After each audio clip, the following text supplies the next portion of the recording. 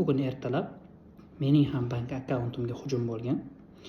Ammo bank tizimlaridagi himoya mustahkamligi sabab hech qanday menga zarar yetmagan. Ammo bu yerda kichkina tavsiya beraman, ya'ni begona raqamlardan telefon bo'lsa qanday harakat qilish kerakligi haqida. Birinchi o'rinda begona raqamlardan avvalo telefonlarni ko'tarishda ehtiyot bo'ling.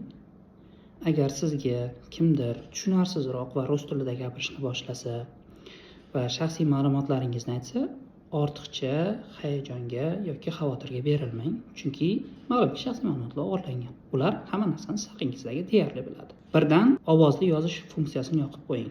Ikkinchidan, ortiqcha xavotirga berilmang va video qo'ng'iroqlarni qabul qilmang begona raqamlardan. Agar tanishingiz sifatida qiladigan bo'lsa, qo'ng'iroqni o'chiring va tanishingizga qaytib chiqing va vaziyatni so'rang. Agar haqiqatda tanishingiz bu vaziyatni tasdiqlasagina keyin davom eting. Agar sizga qo'ng'iroq qilingan raqamga tusha olmasangiz, biling bu firibgarlar. Ehtiyot bo'ling, hech qanday shaxsiy ma'lumotlarni yoki raqamingizga kelgan kodlarni, boshqalarni aytmang. Mana shundagina siz shaxsiy ma'lumotlaringizni himoya qilgan bo'lasiz va ochiq manbalarda shaxsiy raqamlaringiz, pochta manzillaringiz, boshqa ma'lumotlarni saqlamang.